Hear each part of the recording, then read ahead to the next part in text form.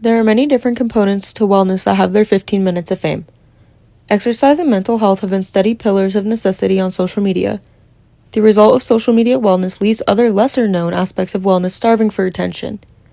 For the next 18 weeks, I will be doing an experiment with my own wellness that involves focusing on each aspect of wellness and finding out how I can attend to these micro needs after this experiment concludes.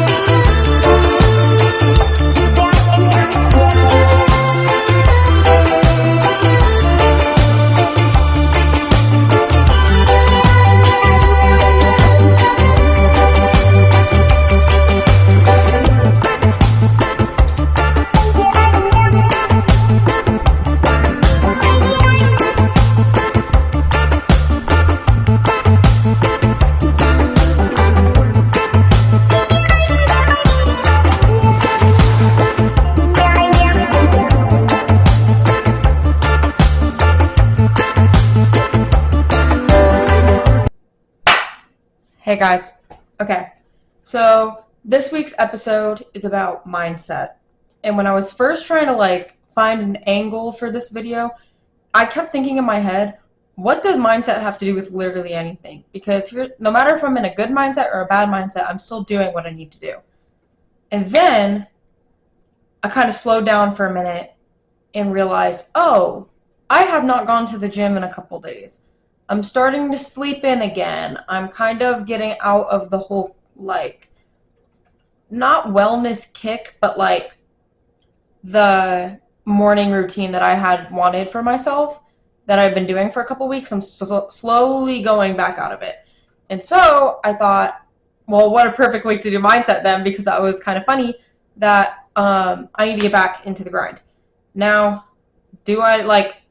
I don't want to phrase it as locking in, because the more I think about it, the more stupid it is that people constantly lock in for basic tasks like taking care of yourself. But I've lost motivation and I'm in the mindset of getting it back, fake it till you make it. That's the best piece of advice that I've ever learned.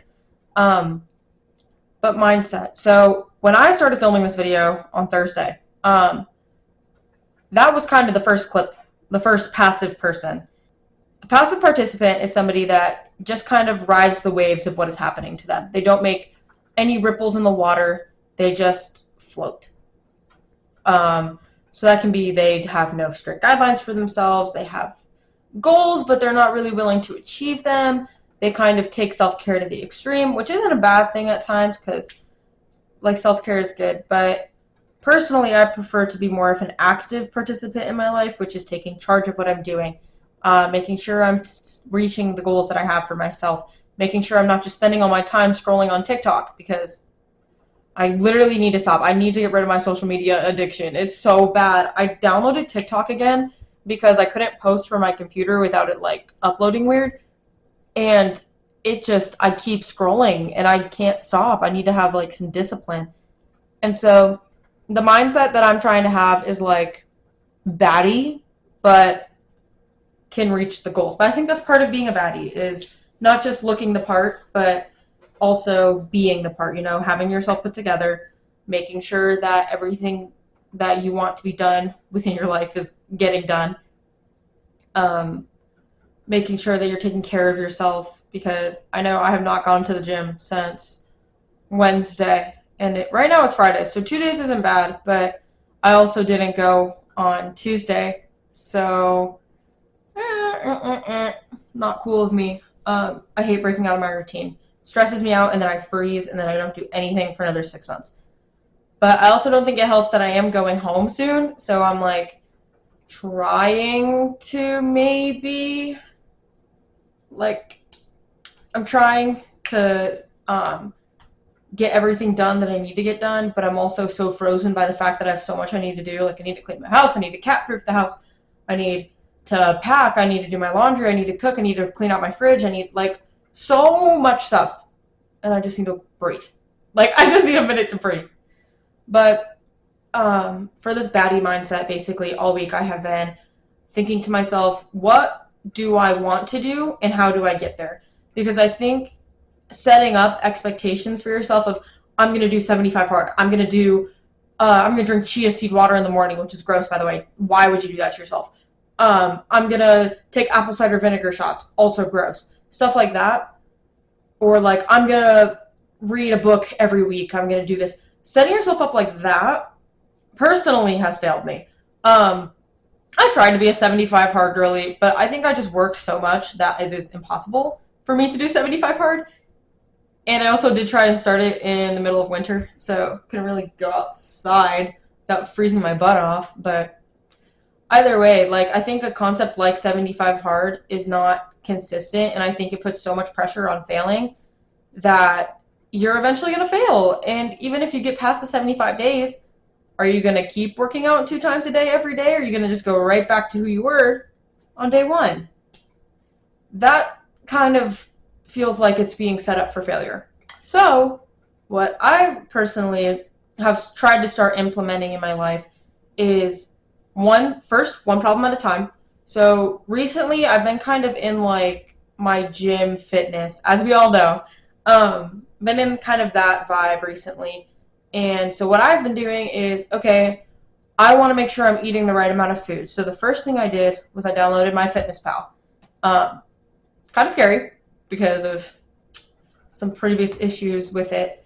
But I downloaded that and I started just tracking that. I would go to the gym, but I would also just start tracking my food.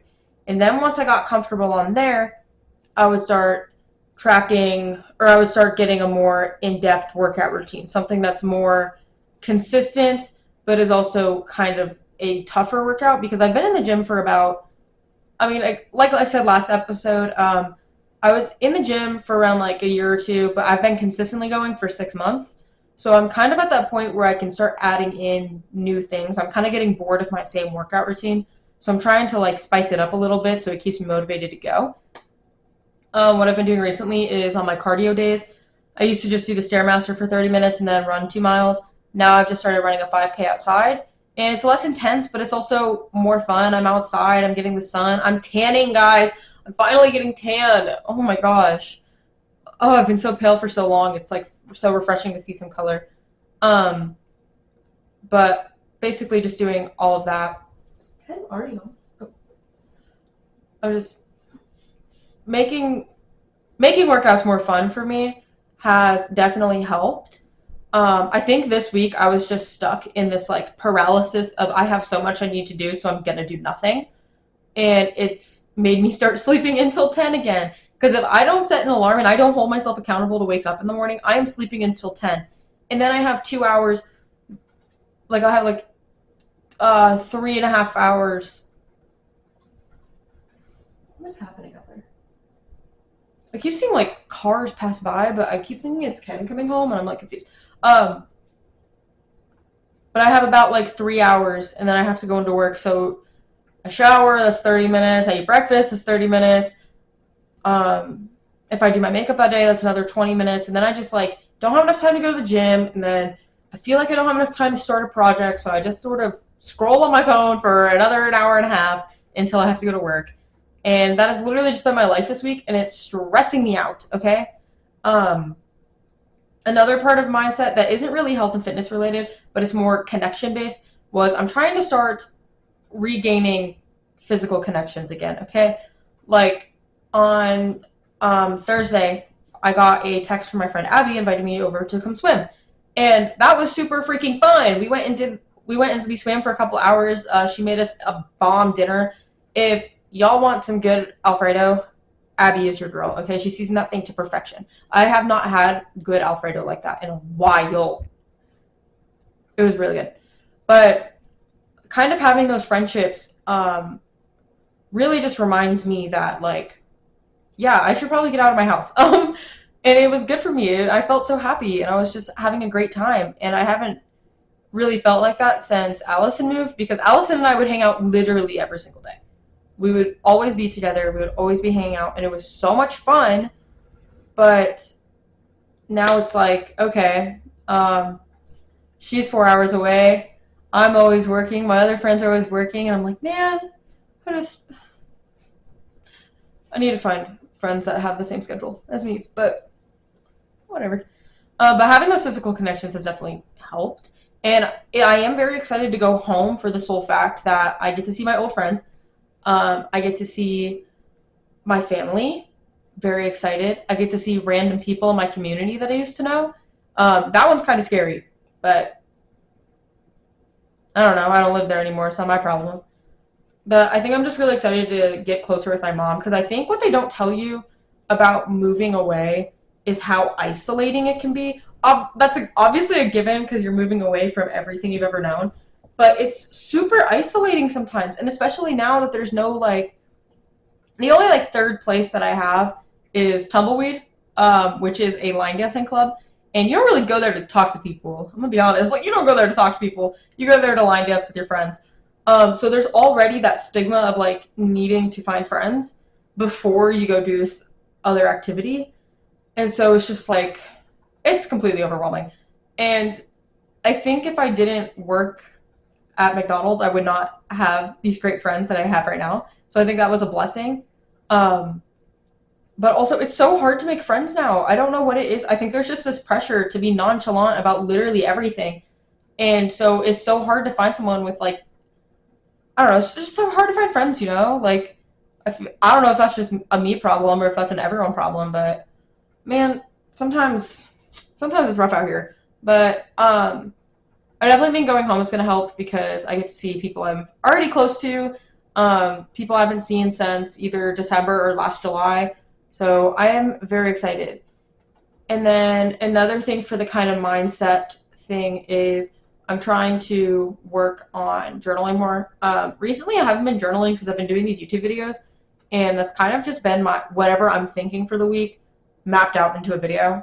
Um, so I haven't really been journaling, but I think journaling kind of helps me a little bit. Like it kind of like gives me a layout of what I should do from there, you know, like what steps I should take to relieve any issues I have or what steps I should take to further have a good time with these people. Like, you know, and so I kind of want to get back into that, but also like sometimes journaling is so freaking boring to me. I think I'm just like started it as me parroting stuff off.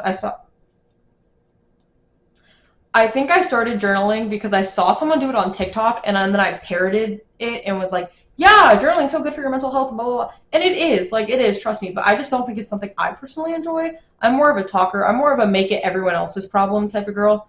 Um, but it's fine.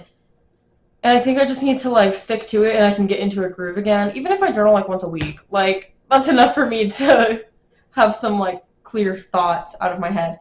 And then another mindset is the last one I'm going to talk about is trying to find a work-life balance. This is actually the topic of next week's video, but I'm going to go a little bit into it right now because everything's interconnected.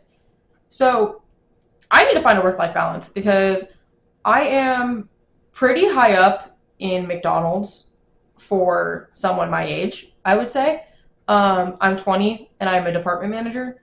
Crazy, crazy. I didn't expect that to happen. I got this job part-time. I didn't think I would become a full-time employee. But I'm basically doing HR work within my McDonald's, which is super cool because that'll help with my degree. So I'm doing that, but also that comes with people texting me outside of work, and then texting outside of work turns to phone calls, and then I'm having to do conflict resolution over the phone. And if people are mad at people at work and I'm not there, then I get texted about it because it's obviously like I'm the one who's supposed to be helping them solve it. And then we're in this group chat and it's just constant messages of like, hey, we need to remember this, we need to do this, we need to do this. Hey, look at what we did. Hey, look at what we did. And then it's like hours before I come in and it's like, hey, this person is not going to be here, this person's not going to be here, this person switched with this person. It's just constant messages from work, and I feel like I can't separate myself. And so I think what I've been doing this week is just turning off all notifications and not answering anything work related until 30 minutes up to me going into work. It has definitely helped a little bit. Like, it helps, but sometimes getting like, I wake up to like 13 notifications from work because we're a 24-hour McDonald's. So everyone who's there overnight like is just blowing up this group chat. And I'm like, please, please. But yeah, I think what I've been doing is working, but I know that's not the greatest when I'm supposed to be like a resource for people. However, I'm not on the clock. I'm just a college kid, okay? I'm just a kid. But yeah, I think I'm trying to be more of an active participant in my life because right now, at least for this week, I've been very passive with the way that I have conducted my days. I need to get back into the active. I need to get back into my goals. I need to finish this freaking wellness experiment. That is my goal for the next, I guess it would be 16 weeks now. Oh my gosh, it's like a whole semester. But yeah, that's all I have for you guys today. I hope you enjoyed it. If you have any tips or have any questions about mindset or whatever we talked about last week, physical health, just leave them in the comments. If you like my videos, please like, subscribe, comment, join our family. We have 20 now. Yay! Yay, 20 subscribers. Okay. I love y'all. I hope you have a good day, and I'll see you next week.